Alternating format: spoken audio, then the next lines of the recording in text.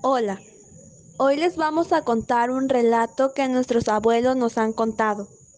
Antes de empezar, quiero que sepas de este lugar.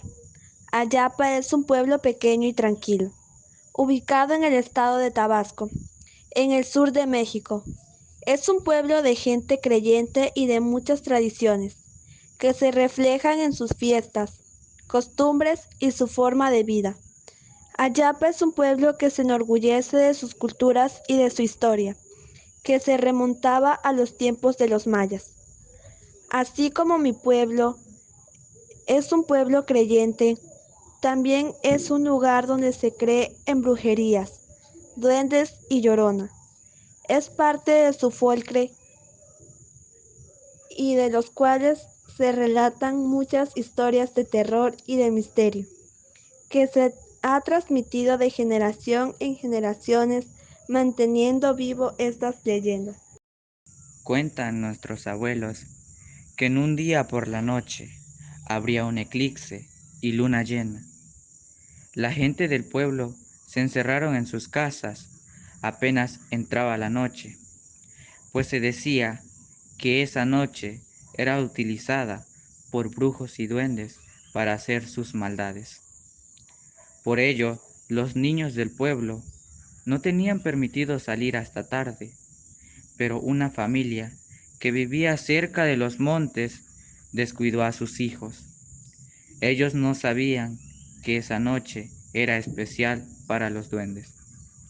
Se cuenta que son seres pequeños, seres como niños y orejas puntiagudas, que viven en el monte y suelen hacer travesuras como perder gente en los montes, sobre todo a los niños. Esa noche los niños jugaban a las escondidas, pero mientras ellos buscaban un escondite, los duendes se acercaron al lugar y empezaron a hablar con ellos, y les propusieron jugar a las escondidas, pero le dijeron que en su casa de ellos tenían juguetes y dulces. Los niños inocentes aceptaron y los llevaron con engaños. Los duendes los llevaron por un sendero que se internaba en lo más profundo del monte, donde había muchos árboles, animales como serpientes, tecolotes, que hacían más tenebroso esa noche. Los niños no tenían noción de lo que pasaba, ya que esos seres mágicos no se los permitían, y menos se daban cuenta que se estaban alejando cada vez más de su hogar. Los duendes los llevaron a lo más profundo de ese lugar. Toda la noche era muy densa, lleno de árboles y animales como serpientes y tecolotes, que hacían aún más tenebrosa esa noche. Cuando los niños se dieron cuenta, ya estaban muy lejos de lo que los llevaron con mentira. No había rastro, los dejaron ahí en medio de la nada, donde todo era oscuridad. Lloraban y gritaban, pero nadie los escuchaba. Mientras tanto, en el pueblo, los padres de los niños empezaron a preocuparse cuando vieron que sus hijos no estaban. Preguntaron a los vecinos y familiares, pero nadie sabía de ellos. Entonces decidieron ir a buscarlos por el parque del pueblo, pero tampoco los encontraron.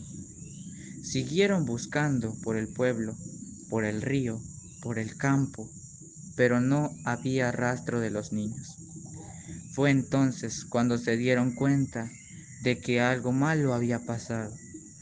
Los padres se llenaron de angustia y desesperación y pidieron ayuda a los demás habitantes del pueblo. Todos se unieron para formar unos grupos de búsqueda, que se dividió y se adentró en el monte, con la esperanza de hallar a los niños. La búsqueda fue difícil y peligrosa, pues en el monte era un lugar lleno de misterios y secretos. En ese entonces no había focos de pilas y las personas se adentró a ese lugar con velas y antorchas. La gente que ayudó tuvo que enfrentarse a muchas cosas obstáculos y amenazas.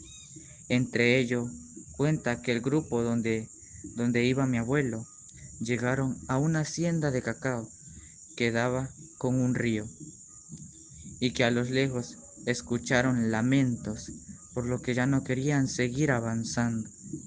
Luego ellos empezaron a rezar y se llenaron de valor para seguir en la búsqueda, mientras cada vez más se escuchaban los lamentos.